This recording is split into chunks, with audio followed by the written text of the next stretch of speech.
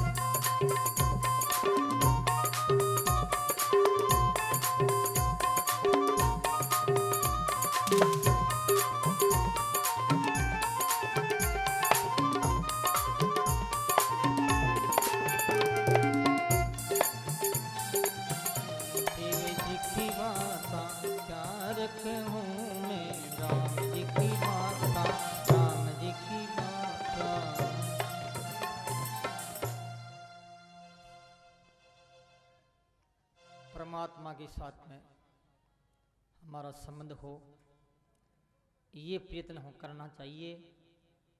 ये शिक्षा दी भीष्म पितामह ने,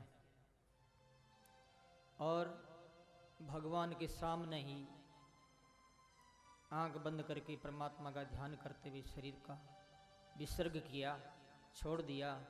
आकाश में पुष्पों की वर्षा हुई, नगाड़े बजने लगे।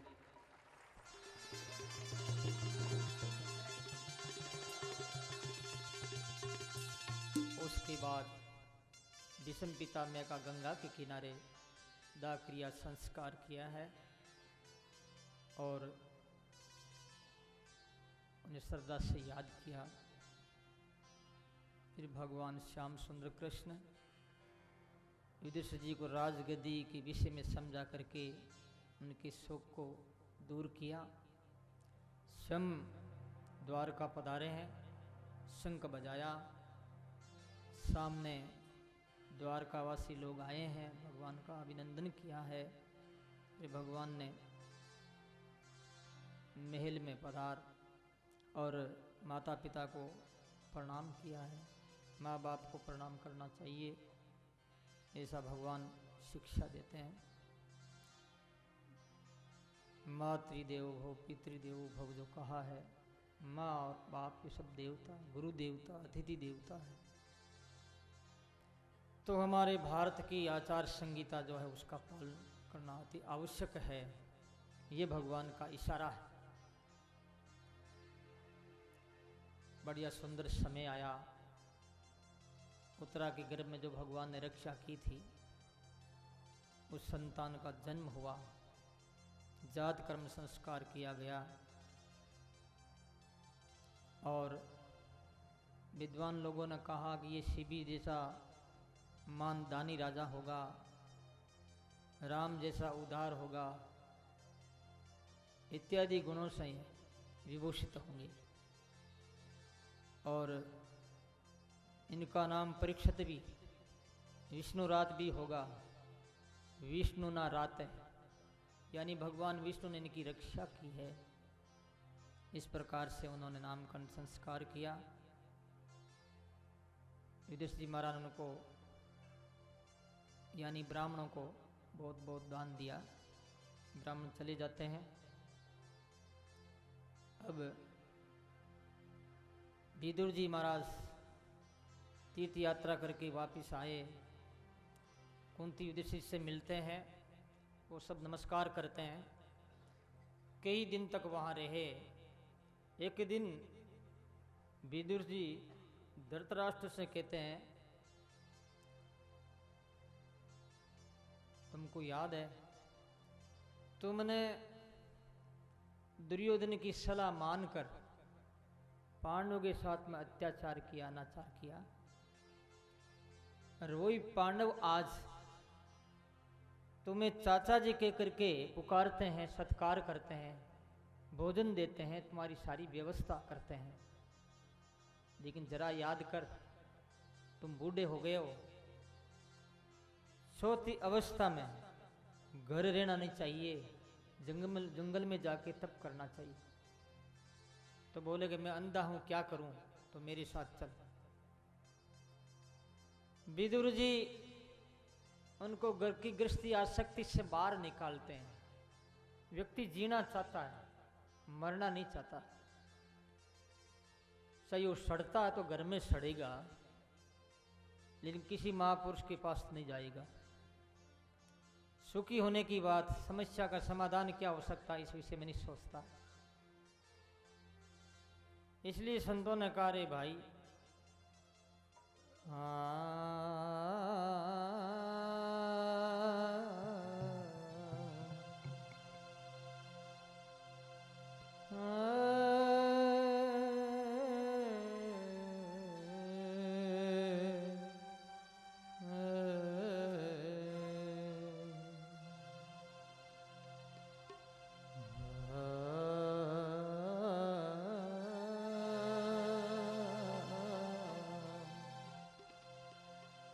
दरिया इन संसार को फूट दिया आनंद, जो बंध्या जग झाल में ताही के घल फंद। की आसक्ति को छोड़ो। विदुर जी धृतराष्ट्र का हाथ पकड़ करके बाहर निकालते हैं। गंधारी अपने पति का, धृतराष्ट्र का हाथ पकड़ लिया और वो उत्तर की ओर रवाने हुए।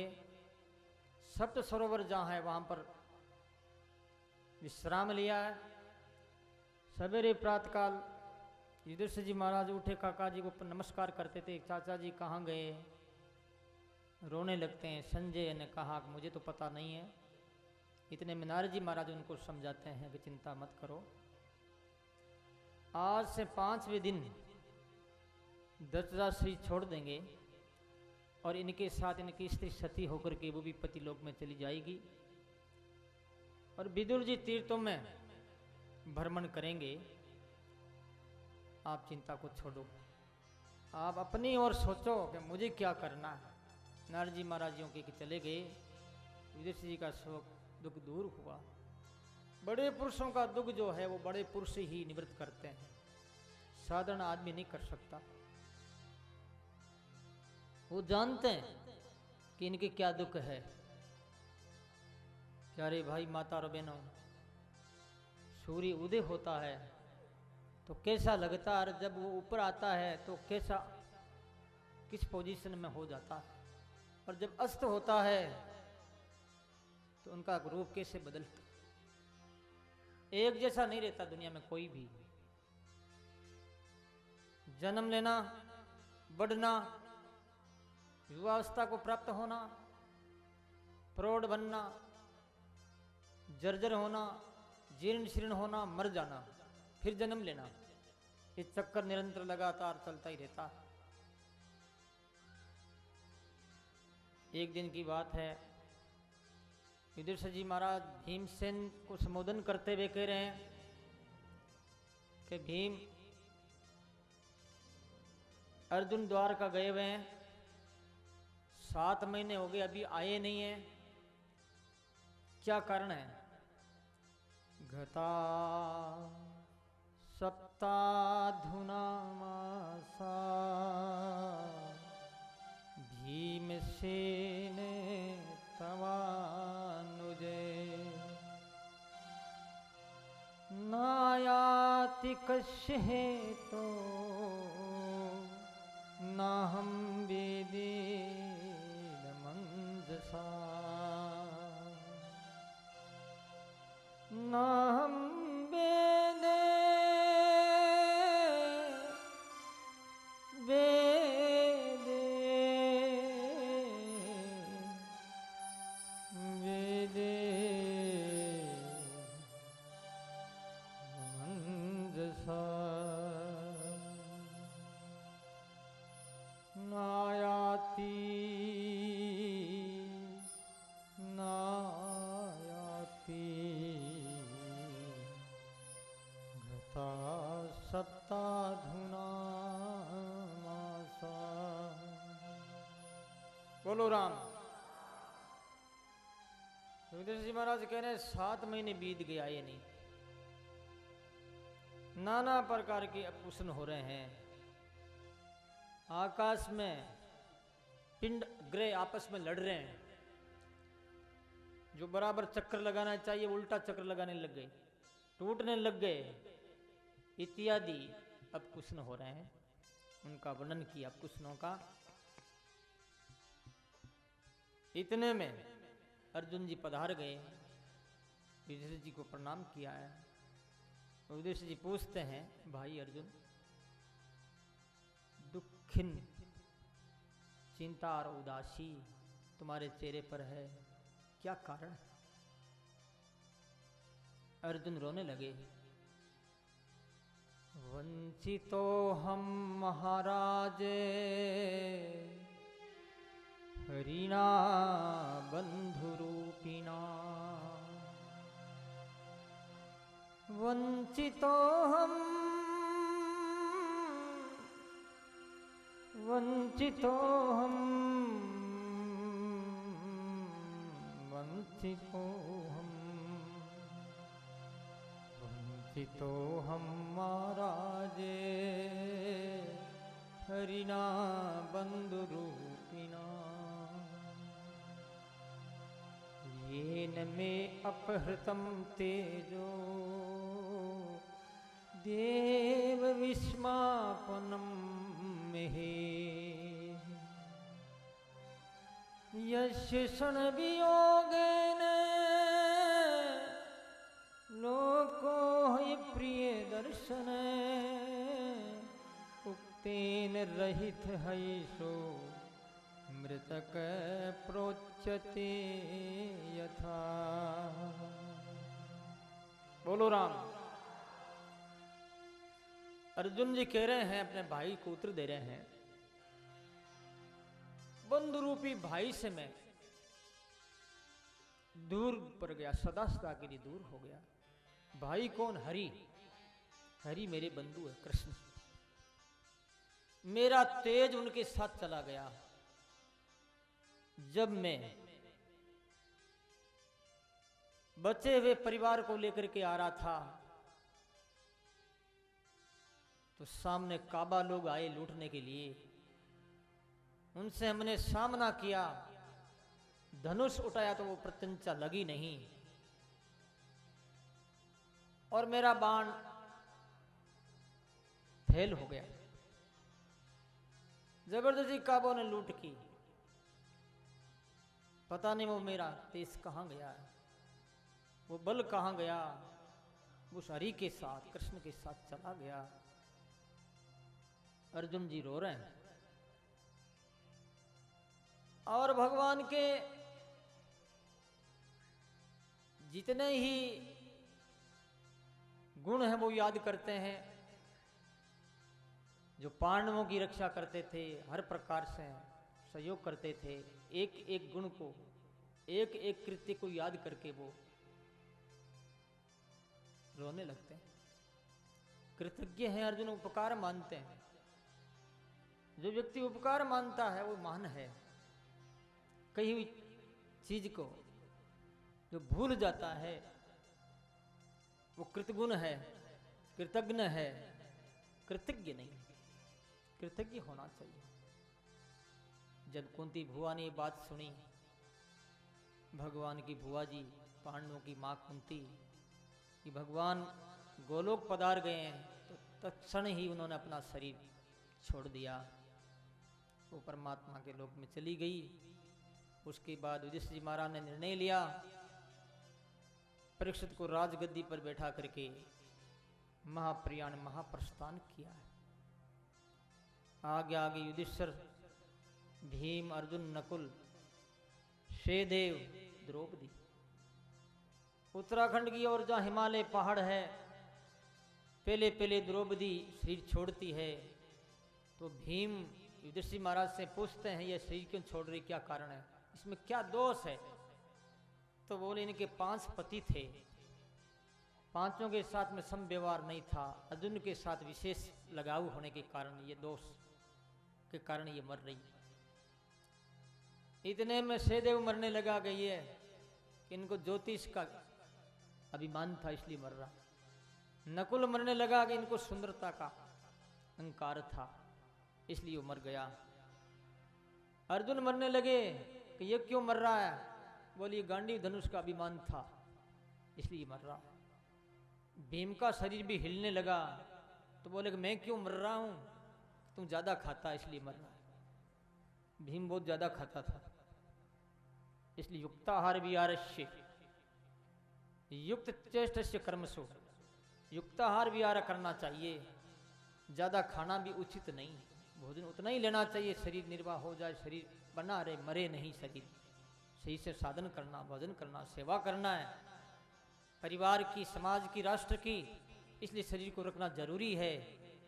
पर इतना भी नहीं खाना चाहिए कि जो डॉक्टर मना करने लगे कि अब सेठ जी ज्यादा मत खाओ, बहुत खाया आपने, अब खाना छोड़ दो, मौत को बुलाते तो खाओ, क्या छोड़ूं हलवा, क्या छोड़ूं मालपुआ, पकोड़े, अब तो लूका फलका खाओ आप, दाल रोटी। आदमी बूढ़ा हो जाता तो भी मन में जो चीज रहती है, मन में वासना रहती है खाने की, पीने की, देखने की, वो वासना खत्म नहीं होती, बड़ा दुखी है व्यक्ति। तो सज्जनों,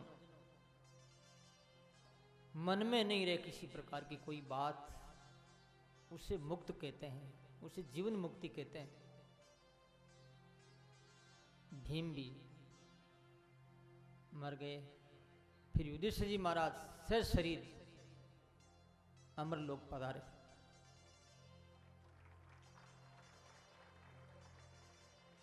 उनमें कोई अवगुण नहीं था, वही भगवान के कहने से, कहलाने से एक बार का अश्वत्थामा हते नरो वाक कुंजरो, अश्वत्थामा मर गया कि नर है या आती है पता नहीं, वही भगवान के कहने से। ये सत्य है, झूठ भी नहीं, क्योंकि यदि वो सत्य बोलते तो पांडवों को मरना पड़ता, अन्याय हो जाता। तो ये असत्य भी सत्य है, किसी जगह पर सत्य भी असत्य हो जाता है। कोई गाय जा रही है और उनके पीछे कसाई दौड़ रहा है, मार्ग में मिले व्यक्ति को देख करके कहता है कि गाय किधर गई। यदि वो कहता है कि उधर गई, उधर गाय गई है, और उधर बता देता है तो उसको पाप लगे गोहत्या का। तो उसको ये बताना चाहिए कि नहीं इधर गई, वो असत्य नहीं है, सत्य। गाय को बताना सत्य है, पर सत्य हो तो भी वो सत्य है। ऐसे कई जगह है जहां समाज का भला होता हो, देश का भला होता हो, ऐसी जगह झूठ बोलने में कोई अपराध नहीं। व्यक्तिगत स्वार्थ के लिए जो झूठ बोलता है उसको अपराधी माना शास्त्रों में। तो वो सहदेव जो है वैकुंठ धाम में गए हैं। उसके बाद परीक्षित पुत्र की कन्या इरावती के साथ में ब्याह किया है, उनके जन्मेजय आदि 4 लड़के हुए हैं। और राजा ने सरस्वती नदी के किनारे 3 अश्वमेध यज्ञ किए और कली का भी निग्रह किया। ये बात सुनी तो सोनक जी महाराज पूछते हैं, महाराज कली का निग्रह कैसे किया और क्यों किया, मैं जानना चाहता हूँ। सूत जी महाराज कह रहे हैं, जब राजा परीक्षित ने ये सुना कि कली आ गया है तो हाथ में धनुष लेकर के रथ पे चढ़े और वो वहाँ से रवाना हुए। कई लोग आए हैं, कई गांव नगर आए, उनका स्वागत किया गया। तो आगे उन्होंने एक घटना देखी। वो क्या घटना थी, एक बेल और एक गाय। बेल के एक ही पैर, 3 पैर कटे हुए हैं और वो गाय रो रही है। रो रही है तो बेल गाय से कहता है कि हे माँ तू क्यों रो रही है। वो कहती है वो तो तू ही जानता है, मैं क्या बताऊं। तो क्या मेरे पैर कट गए इसलिए रो रही है, क्या लोग कली में गलत काम कर रहे हैं इसलिए रो रही है, इत्यादि। तो गाय ने कहा ठीक है इसलिए रो रही हूं। 3 पैर कट गए बेल के।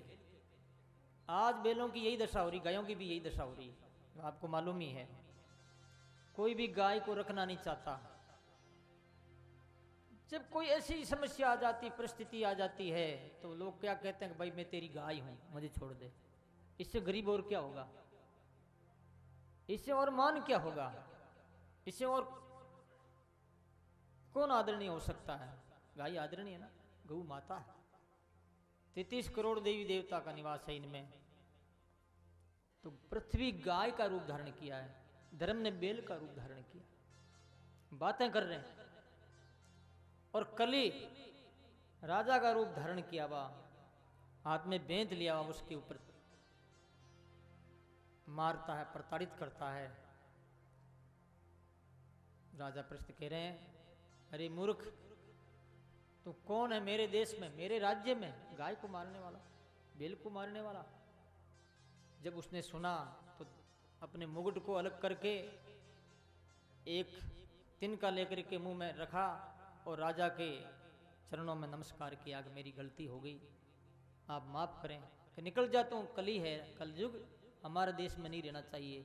वो कहता है महाराज मैं आपकी शरण में आया हूँ तो मुझे जगह मिलनी चाहिए। तब राजा परीक्षित ने उनको 4 जगह दी। उन्होंने याचना की थी ना, अभ्यर्थित तदा तस्मै स्थानानि कलिये ददो द्यूतम पानम स्त्रिय सुना यत्रा धर्म चतुर्विध। द्यूत जुआ खेलना एक ये जगह दी, पर स्त्री मदिरापान करना, हिंसा करना, ये 4 जगह। लेकिन उसने अपनी तरफ से एक भिक्षा मांगी। वो क्या भिक्षा थी, सोना, कि सोना भी जगह दे दो आप मुझे। तब उन्होंने सोना दे दिया कि ले। तो सोने में ये 4 अपराध रहते हैं और 5वां बेर भी रहता अकेले में, इसलिए सोना स्वर्ण।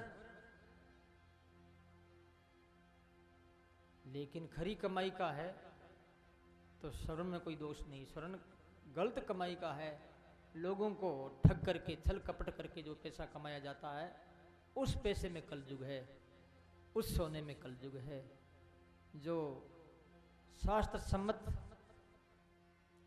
व्यापार करके, उपार्जन करके जो पैसा कमाया है, उस पैसे में कोई दोष नहीं, उस सोने में कोई दोष नहीं। अब वो निर्भय हो गया कली। एक दिन राजा जो है शिकार करने के लिए जाते हैं, एकदा कोई मृग, या ऐसे मृग होते थे पावन मृग, जिसके शरीर की सुगंधी दुर्गंधी से ऐसी हवा फैलती, प्रदूषण फैलता, जो कि एक दूसरे को रोग लगता और सारी दुनिया बीमार हो जाती, यहां तक प्राण भी आपत्ति में पड़ जाते। इस वास्ते ऐसे मृग को कभी कभी राजा लोग मारते थे, समाज की रक्षा के लिए वो ऐसा करना होता था। एक दिन पधारे एक मुनि के आश्रम में, प्यास लगी हुई थी, पानी मांगा लेकिन समीक ऋषि समाधि में थे, बोले नहीं, उनको कोई पता नहीं था। राजा ने देखा कि मेरी अवहेलना कर रहा है ये बाबा, और जानबूझ करके आंख मीची, जानबूझ कर आंख बंद कर दी इसने। तो पास में कोई मरा हुआ सर्प था, अपने बाण के नोक में लेकर के और राजा ने मुनि के गले में डाल दिया, मुनि को पहना दिया माला की तरह। तो गले का सर्प नहीं, खुद के ही गले का सर्प बनेगा वो, मौत की माला। प्यारे भाई, माता और बहनों, राजा चले गए। सिंह ऋषि को पता लगा, उसने श्राप दिया कि आज से 7वें दिन तक्षक आकर के राजा को डसेगा और उसके ही कारण इनकी मौत होगी, ऐसा श्राप दे दिया। और आकर के समीक ऋषि के सामने रोने लगता है। समीक ऋषि ने कहा, अरे बेटा ये सब क्या क्या हुआ? तो उसने बात बताई तो कहा, ये ठीक नहीं किया। राजा है, गले में सर्प डाल दिया, क्या फर्क पड़ा, मुझे मारा थोड़ा ही। तुमने बोल अच्छा काम नहीं किया भैया, मैं भगवान से माफ़ी मांगता हूँ तेरे लिए। समीक ऋषि माफ़ी मांगते हैं परमात्मा से। राजा ने उस मुकुट को उतारते ही उसमें होश आया कि राम राम, मैंने बड़ी भारी गलती की, एक संत का मैंने अपमान कर दिया, एक ऋषि का अपमान हो गया। पश्चाताप कर रहे हैं। सोने का मुकुट उतारने के बाद में पश्चाताप चालू हुआ, क्योंकि वो मुकुट जो था जरासंध के गलत कृत्य, दूसरे राजाओं पर आक्रमण करके धन संग्रह किया गया था, उस धन से वो मुकुट बनाया गया था, इसलिए मुकुट वो दोषपूर्ण था। ऐसे मुकुट को पहनने के कारण से राजा को होश नहीं रहा, ऐसी बुद्धि आई जो समीक के गले में सर्प डाल दिया था। अब राजा को होश आया कि मैंने बड़ी गलती की। सोना में कलयुग कब प्रवेश करता है? जब सोना गलत तरीका से संग्रह किया जाता है।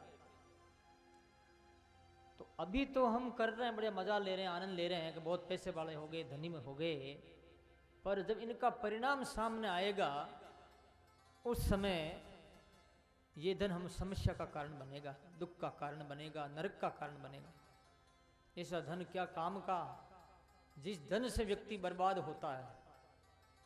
धन तो वो है, इसलिए संतों ने कहा है, कबीरा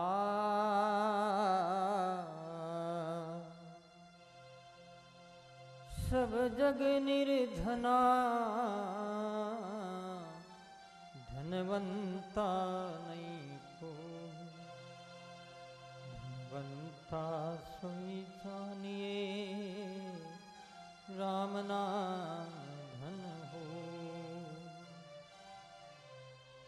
धन साचो साथे चले, ताको करिए गाड, कृष्ण दास दे सबता, राम लडा भोला। बोलो राम, जोर से बोलिए राम। सच्चा धन जो है वो है राम नाम, परोपकार, पुण्य, सत्संग, कथा, ये जो है ये सच्चा धन, यही साथ चलेगा। बाकी सब यहीं का यहाँ रह जाना है। और किए वे कृत्य से जो अपराध हुआ है वो पाप साथ चलेगा और कुछ साथ नहीं जाना। राजा पश्चाताप कर रहे हैं। समीक ऋषि ने गौरव नाम करके विद्यार्थी को भेजा कि उनको सूचना कर दो कि आज से 7वें दिन आपकी मौत है। उसके पहले पहले कल्याण के लिए जो भी काम करना है, साधना करनी, ध्यान करना है, कोई उपाय करना है और कर ले। तो गौरव नाम करके ब्रह्मचारी राजा के पास में जाकर के नमस्कार कर समाचार सुना दिया। राजा को बड़ी प्रसन्नता हुई। परीक्षित ने अपने बड़े लड़के जन्मेजय को रास दे करके सबको छोड़कर गंगा के किनारे आ गए। राजा ने त्याग किया है, त्याग करना पड़ता, नहीं करना होता तो भी मौत राज्य को छुड़ाती है, परिवार से छुड़ाती है, घर से, शरीर से छुड़ाती है। गंगा के किनारे एक बहुत बड़ा राजा, ऋषियों को पता लगा तो हजारों की संख्या में ऋषि वहां एकत्रित हो गए। राजा ने उनको देख करके नमस्कार किया, महाराज आज मेरी मौत है 7वें दिन, आज यह 7 बार है एक सप्ताह में, एक सप्ताह एक ही तो हुआ, आज भी है और क्या है, अथवा 7वें दिन है तो भी कोई ज्यादा समय नहीं, आज जैसा ही हुआ वो वर्तमान ही। इसलिए आप कृपा करें, उपाय बतावें। राजा ने श्रीमद् भागवत में 2 प्रश्न किए हैं। एक तो जिसकी मौत नजदीक आ जाती उसे क्या करना चाहिए, और आदमी जब तक जिए तब तक उसका परम कर्तव्य क्या है, उत्तरदायित्व क्या है, अपने साथ दूसरों के साथ उसे क्या करना चाहिए जिससे किसी प्रकार का अपराध नहीं हो, पाप नहीं हो, हर प्रकार से हर क्षेत्र में उसकी उन्नति हो सके, ये लोक और परलोक दोनों बन सके, इस प्रकार का एक प्रश्न किया। तो 2 ये प्रश्न किए हैं, आप ध्यानपूर्वक सुनेंगे। इन प्रश्नों का उत्तर कोई भी नहीं दे रहे हैं, सब ऋषि देख रहे हैं, हजारों वर्ष बीत गए, हम यहाँ साधना कर रहे हैं, हमको भी पता नहीं हम कहाँ जाएंगे, किन्हीं ऋषि को पता भी है, तब भी 7वें दिन भला हो जाएगा मुश्किल मामला है। कोई कह नहीं पा रहे हैं, कोई उत्तर नहीं दे रहे हैं, मन में बड़ी खलबली है, आर्थ दुखी है, बड़ी चिंता है, गुरु का आह्वान है, कोई गुरु मिले मुझे। उस समय भगवत प्रेरणा से तत्रा भवत भगवान व्यास पुत्रो बभूव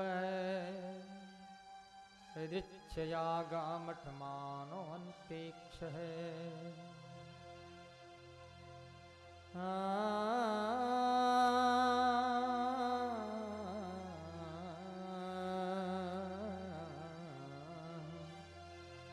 शिलिंगो निजलाभतुष्ट गिरते शिवाली जगधूत देश है।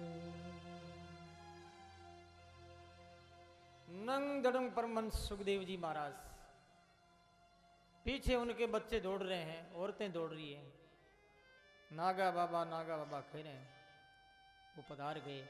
उनको देख करके सारी सभा खड़ी हो गई। सुंदर सिंहासन सजा हुआ था, उस पर उनको बिठाया गया और उनकी पूजा की गई। राजा परीक्षित कहते हैं, गुरुदेव अब मैंने आपका आसरा लिया, सबको छोड़ करके मैं आया हूं, ऐसा कोई रास्ता बताएं आप। अथ पृच्छामि संसिधिं योगिनां परमं गुरुं। हे महाराज, हे योगियों के गुरु, मैं आपको पूछ रहा हूं, म्रियमाण पुरुष का क्या कर्तव्य है, उसे क्या करना चाहिए, और आदमी जिंदा रहे तब तक उसका क्या कर्तव्य होता है, ये भी आप बताएं। प्रार्थना की, गुरु के सामने खाली होना चाहिए, इसलिए संत कहते हैं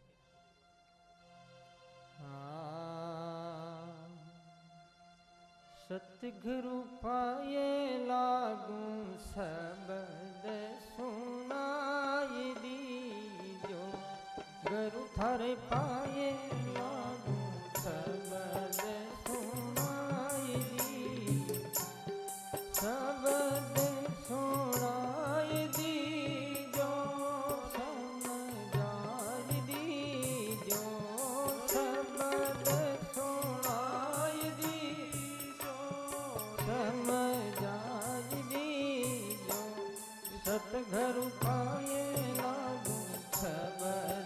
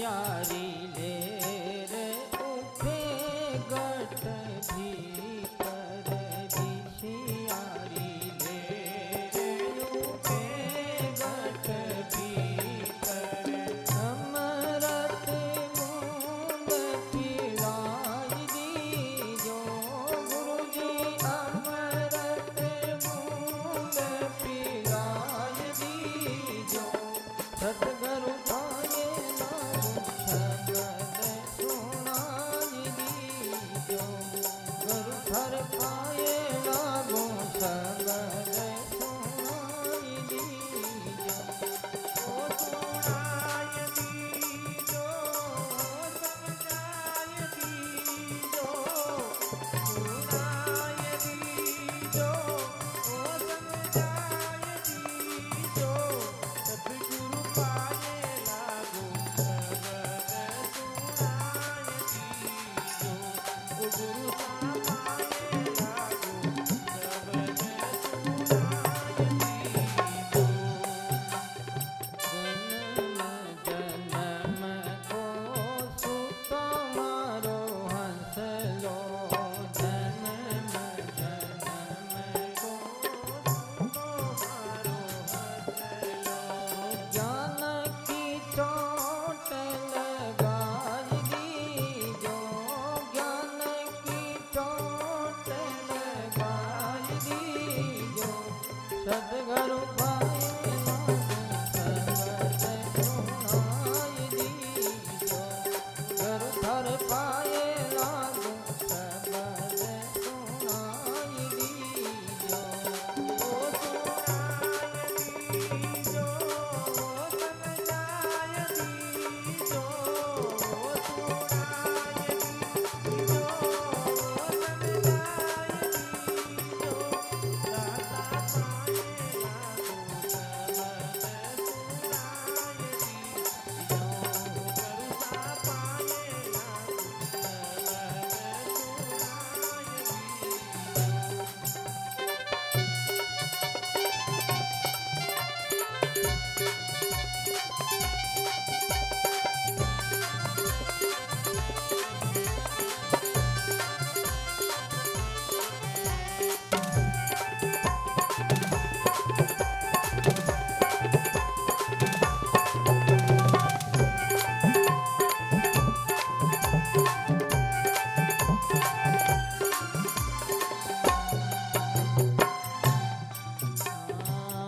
कंचन थारी कपूर की बतियाँ कंचन थारी कपूर की बतियाँ गुरु जीवनो जगाई लीजो सतगुरु जीवनो जगाई लीजो गुरु घर पाए लागू शब्द सुनाई दीजो सतगुरु पाए लागू शब्द सुनाई दीजो ओ शब्द सुनाई दीजो समझाई दीजो शब्द सुनाई दीजो समझाई दीजो गुरु घर पाए लागू शब्द सुनाई दीजो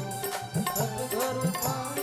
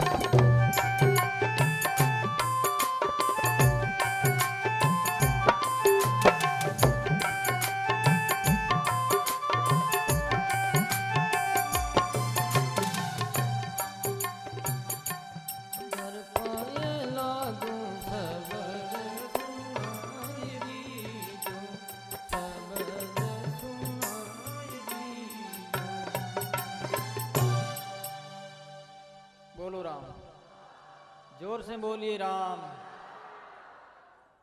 इस प्रकार से गुरुदेव के चरणों में जाकर के अनुनय विनय दीनता पूर्वक प्रार्थना करते हैं तो गुरु उनके ऊपर कृपा करते हैं। राजा परीक्षित ने ये प्रश्न किया। इस प्रश्न के साथ प्रथम स्कंद समापन हुआ। अब दूसरा स्कंद जो है वो अधिकार लीला है, ज्ञान लीला है। अधिकार लीला समापन के बाद में अधिकार मिलता है पात्र व्यक्ति को। पात्र व्यक्ति को ज्ञान दिया जाता है, कथा सुनाई जाती है और हर प्रकार से मार्गदर्शन दिया जाता है। तो दूसरा स्कंद है ज्ञान लीला। ज्ञान की बात आएगी इसमें। इसके 10 अध्याय है, 391 श्लोक है और 10 अध्याय में जो प्रसंग बताए हैं, 2 अध्याय में ध्यान का वर्णन है, 2 में श्रोता वक्ता की निर्मलता के बारे में बताया गया है, 6 अध्याय मनन के। मनन करना चाहिए। आप सुनेंगे जो व्यक्ति पात्र बनता है उनको ज्ञान दिया जाए तो पात्र में चीज टिकेगी। भागवत सुनाई गोकर्ण जी ने, हजारों आदमियों को सुनाई, लेकिन पात्र एक ही निकला, धुंधुकारी का भला हुआ, क्योंकि वो पात्र था, दुखी था कि मुझे भागवत सुननी है। ऐसे ही यहाँ पर राजा परीक्षित सुखदेव जी महाराज से कथा सुनेंगे और हजारों ऋषि शिष्यों के साथ और भी कई है गांव के नगर के लोग, लेकिन भला एक परीक्षित का ही होगा क्योंकि वो पात्र है। सुखदेव जी महाराज ने पात्र समझ करके बड़ी प्रसन्नता के साथ उत्तर दे रहे हैं। आप ध्यानपूर्वक सुनेंगे। और वो कहते हैं सुखदेव महाराज, वरियाने से प्रश्न कृतो लोकहितं नृप आत्मवित् सम्मतं पुंसा श्रोतव्यादिषु या परे इंद्रियाहि यथि नक्तं वेवायेन थेवावये दिवाचार्थे हया राजन कुटं भरणेन वा। सुखदेव जी महाराज कह रहे हैं कि राजन, आपने जो प्रश्न किया है केवल आप स्वयं के उद्धार के लिए नहीं, आपने लोक हित का, लोक कल्याण का, समाज का भला कैसे हो, किस प्रकार से हो, ये आपका सोच है, आप मान है। तो इस प्रश्न का मैं उत्तर देता हूं। दुनिया में जो लोग हैं 2 ही कामसिक है, निद्रिया हरियते नक्तम, रात में नींद लेते हैं, भोग भोगते हैं, और दिन में धन कमाते हैं, परिवार का पालन करते हैं। ये 2 ही काम।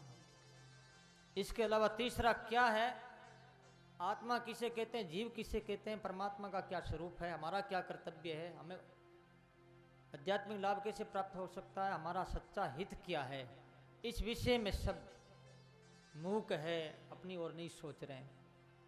देहापत्या कलत्रादिषु, देहापत स्त्री में, बेटों में, इन रजोगुणी मनोरंजन में रात दिन डूबे रहते हैं और ये नहीं सोच रहे हैं कि मेरी मृत्यु आने वाली है। इस वास्ते ही भारत, मैं आपको एक ऐसी कथा सुनाऊंगा, ऐसा उपदेश दूंगा जो आपका कल्याण होगा। इनका नाम इदम भागवतम नाम पुराणम ब्रह्म संहितम। अधीतवान् द्वापरादो पितुर्दीपायनादहम्। ये भागवत की कथा मैं आपको सुनाऊंगा। मैंने मेरे पिता वेद व्यास जी महाराज से सुना। यद्यपि मेरी निर्गुण में निष्ठा है, फिर भी भगवत लीला की ओर में आकर्षण होकर के इन आचार संहिता को मैंने अपने आचरण में लाया, पढ़ाई की, वही मैं तुमको सुना रहा हूं। जब मृत्यु काल नजदीक आ जाती है, अंतकाल आगत गत साधवस, अंतकाल जब आ जाता है तो व्यक्ति को क्या करना चाहिए? एकांत में जाकर के साधना करनी चाहिए, नाम जप करना चाहिए, ध्यान करना चाहिए। घर परिवार सबको छोड़ करके, छोड़ने का मतलब शरीर से बाहर नहीं, शरीर तो शरीर परिवार में है, मन से सबको छोड़ दे, मेरा कोई नहीं, यही छोड़ना। आसन लगावे, जितासनो जित श्वास जित संग जितेंद्रिय अस्थूले भगवतो रूपे मन संदार्ये धिया।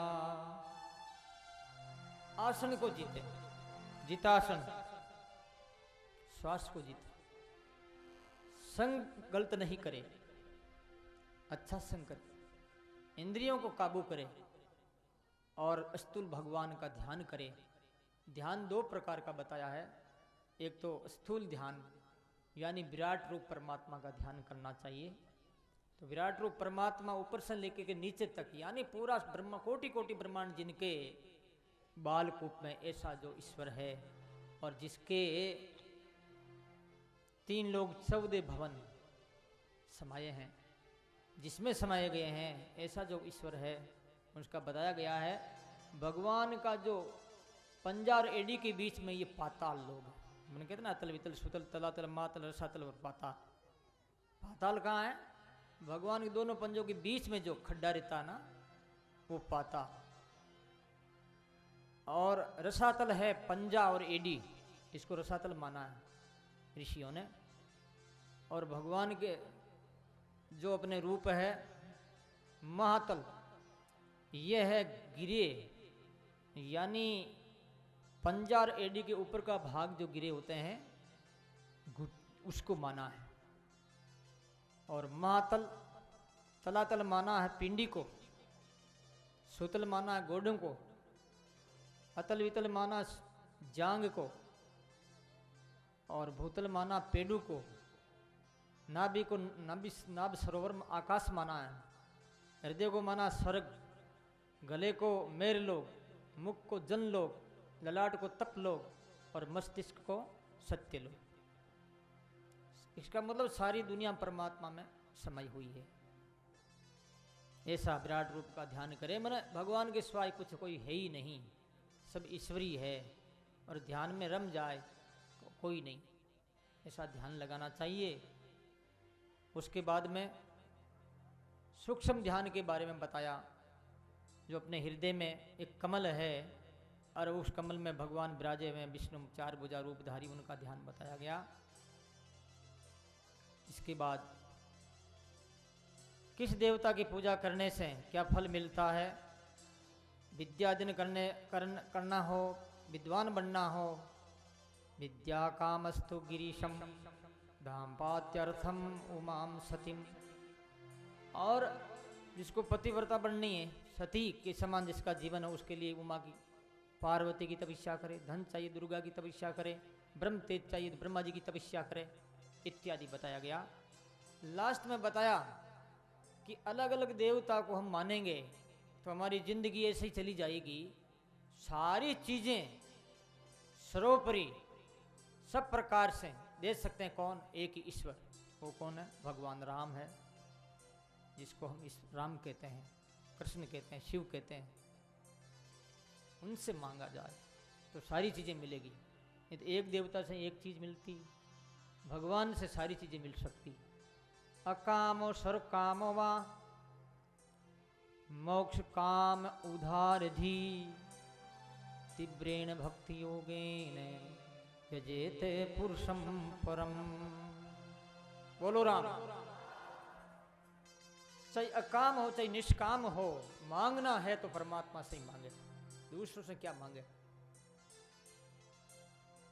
सज्जनों, एक बार की बात है, एक कोई राजा युद्ध के समय में अपने मंत्री और सेना से बिछड़ गया। रात्रि का समय था, तो एक कोई किसान के घर पर जाकर उन्होंने कहा कि मैं बिछड़ा हुआ व्यक्ति हूँ, मार्ग भूल गया, तो आज रात्रि मुझे निवास दिया, विश्राम दे। तो किसान ने कहा ठीक है, आओ बिराजो, बैठो। उन्होंने बढ़िया भोजन करवाया, रात्रि में विश्राम दिया। राजा के मन में बड़ा आनंद आया, बड़े खुश हुए वो, और किसान से कहा भाई तू मेरा आज से भाई है, जब संकट पड़े दुख पड़े तो मुझे याद कर लेना। तो बोले ठीक है। तू कहाँ रहता है? कि मैं दिल्ली रहता हूँ, वहाँ मेरा मकान है और मेरा नाम है अकबर, ये पूछ लेना। ठीक। अकाल पड़ा, उसके बताए अनुसार वो गया, जाकर के पूछता है कि भाई मेरा यहाँ दोस्त है ना। संतरी लोग कहते कौन दोस्त? साफा पहना हुआ, धोती फटी हुई है, कहाँ जा रहा है? उसने कहा कहाँ जा रहा? अकबरिया के पास जा रहा हूँ। और कहाँ जा रहा हूँ? मेरे को पता नहीं है, वो मेरा भाई है। तो एक ने कहा भाई कोई पता नहीं, भरोसा नहीं है, जाने दो, जाओ। गया, अकबर ने देखा, सिंहासन से उठ करके दौड़ करके आया और किसान के गले मिला है, आलिंगन किया है कि धन्यवाद भाई साहब, पधार के, बड़ा अच्छा है। बातचीत हुई, अकाल के बारे में भी चर्चा की गई। उसके बाद में संध्या के समय में अकबर जो नमाज पढ़ता है, कभी ऊपर कभी नीचा होता, बार बार। किसान भोला भाला था बेचारा, उसने देखा ये ऊपर नीचे हो रहा, बात क्या है? चुप रहो।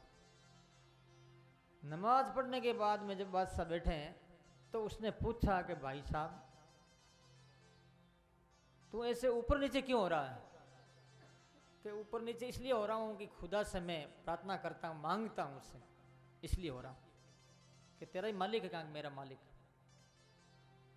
तो उसने विचार किया कि ठीक है, समय हो गया, चलना ठीक। उसने कहा भाई अब मैं जाता हूँ। तो बोले तू मेरे से मांग क्या चाहता है? कि तेरे से मैं क्या मांगू, तू मांगता है, तू उससे मांग रहा, मैं भी उससे मांगूंगा, और क्या, सबका मालिक तो वही है, मैं तेरे से क्या मांगू? तो इस प्रकार से मांगना भी है तो ईश्वर से मांगे। अकाम स्वर कामो वा, मोक्ष काम उदार, चाहे मोक्ष की मांग करे, चाहे भगवान को निष्काम भाव से बजे, चाहे सकाम भाव से बजे, तीव्र भक्ति योग के द्वारा परमात्मा की पूजा करे, साधना करे, तो परमात्मा सब कुछ दे सकते हैं। वो सर्वज्ञ है, सर्वशक्तिमान है, सर्वसत्तामान है, उनके पास में क्या कमी है? तो उनसे मांगे, क्या देवताओं से मांगो? देवता भी अपने जैसे ही थे, तप करके वो स्वर्ग लोक में चले गए, और क्या, तुम तप करो ब्रह्मा बन जाओगे। शास्त्रों में यहाँ तक आता है, गीता स्वयं कहती भगवान आप ब्रह्म भूनान लोको पुनरावर्ती नो अर्जुन है। ब्रह्मलोक पर्यंत जितने लोग हैं सब पुनरावर्ती वाले, जन्म मरण के चक्कर में आने वाले हैं, परिवर्तित हैं ये सारे। तभी क्या है, तो इंद्र वरुण कुबेर जो भी है सब ये व्यक्ति ही है, और उन्होंने तपस्या की, तब जाकर के उन लोग मिल गया, और क्या एक सत्ता मिल गई। तो सजनों, सुखदेव जी महाराज ने ये बात कही।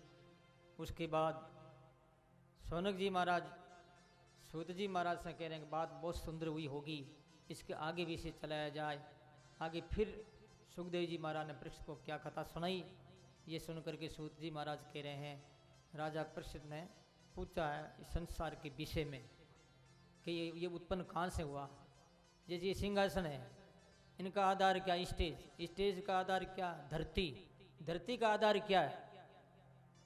आगे आगे बढ़ता जाओ, सबका आधार, सबका आधार कौन है? परमात्मा।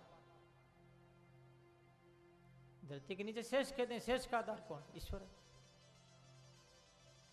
तो इस प्रकार से जगत के बारे में पूछा गया, विषय आया, प्रकृति किसे कहते हैं, तत्व कितने प्रकार का है, अविद्या का क्या स्वरूप है, इत्यादि बहुत बातें पूछी गई। सुखदेव जी महाराज ने अब वंदना की 12 श्लोक में। दूसरा स्कंद के 4th अध्याय में सुखदेव जी महाराज मंगलाचरण करते हैं। विचार करो, अब तक कथा कही है लेकिन सुखदेव जी महाराज ने कोई मंगलाचरण नहीं किया, उनको होश नहीं है। आदमी ध्यान में पागल बना रहता है, ध्यान चीज ही ऐसी। अब याद आया कि इनको मैं ये बातें क्यों ये पूछ रहा है, तो भगवान की उन्होंने वंदना की है 12 श्लोक में। 12 साल 12 वर्ष का हो जाता है लड़का, थोड़ी थोड़ी जवानी आ जाती है। तो भगवान की वंदना मंगलाचरण बालपना में करना चाहिए, लेकिन जवानी में करना बहुत जरूरी है। आज जवानी मंगलाचरण कहाँ कर रहे हैं? जवानी में कौन भगवान को याद करते हैं? ऐसा ध्यान होना चाहिए। तो वैसे संत तो कहते हैं जो हरदम ध्यान करता है उसकी संध्या, संध्या का नाम क्या? सम्यक प्रकारेण ध्यायते इति संध्या। जो अच्छी प्रकार से रात दिन ध्यान करता है उसका नाम संध्या है। इसलिए महात्मा कहते हैं और ध्यान लग्यो प्रेम